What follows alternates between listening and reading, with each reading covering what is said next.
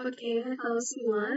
Pada video ini, saya dan teman-teman kelompok saya akan menjelaskan tentang program yang telah kami buat dengan judul yang telah kami angkat, yaitu Peramelan Permintaan Energi Listrik Menggunakan Double Exponential Smoothing. Nah, oke, kurang lebih programnya seperti ini. Nah, di sini ada input IOStream using namespace std. Ini menyertakan garis standar untuk input atau output. Nah, kita masuk pada fungsi untuk menghitung double exponential smoothing. Di sini ada double exponential smoothing, double alpha, double beta, double previous smooth value, double previous trend, double actual value. Nah, oke, ini mendeklarasikan fungsi untuk menghidup prediksi menggunakan double exponential smoothing. Nah, oke, ini double current smoothed value sama dengan alpha actual value plus 1 kurang alpha kali previous smooth value tambah previous trend. Nah, oke. Menghitung level pelicinan saat ini menggabungkan nilai aktual dan data periode sebelumnya. Oke, hitung tren. Oke, di sini ada double current trend beta kali current smooth value kurang previous smooth value tambah 1 kurang beta kali previous trend. Nah, return current smooth value tambah current trend. Di sini ada prediksi sama dengan level plus trend. Nah, menghitung tren saat ini berdasarkan perubahan dari nilai perincian. Fungsi-fungsi ini memprediksi nilai masa depan berdasarkan data dan tren sebelumnya. Oke. Akan melanjutkan. Untuk in main itu merupakan deklarasi fungsi. Main ini adalah titik masuk program di mana eksekusi dimulai. Lalu ada double alpha, beta, current smooth value. Current smooth value dengan nilai 0,0, current trend 0,0. Deklarasi variabel 4 variabel bertipe double dideklarasikan. Jadi di sini ada alpha untuk parameter untuk smoothing, lalu beta parameter untuk trend.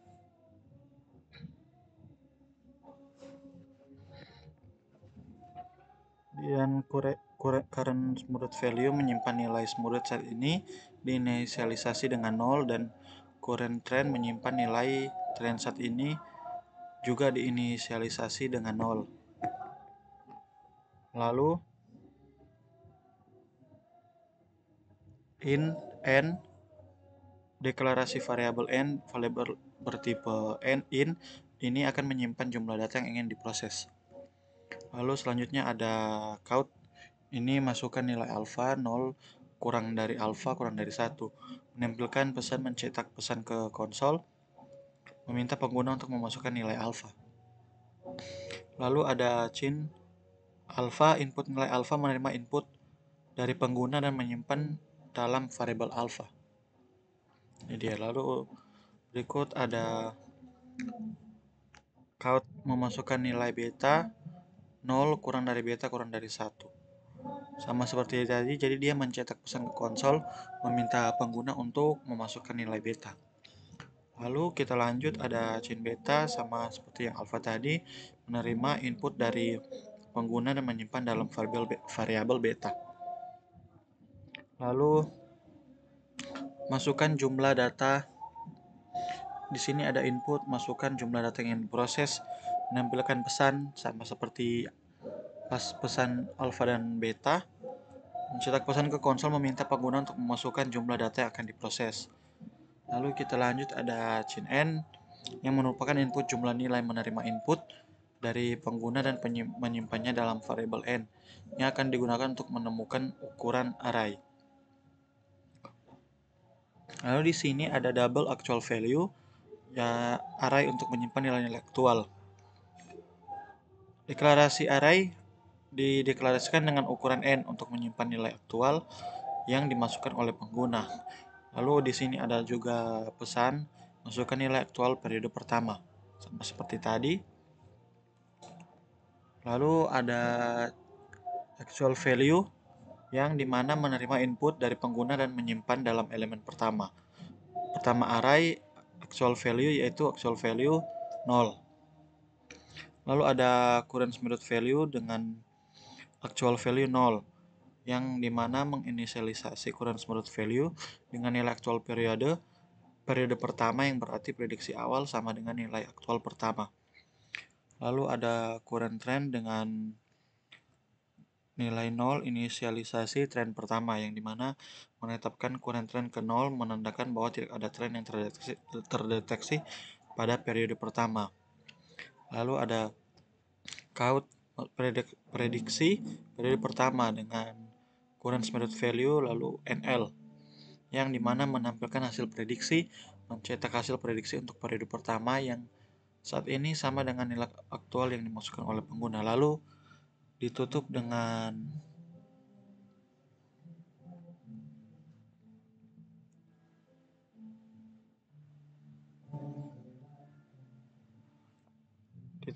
fungsi main menandakan akhir dari fungsi main.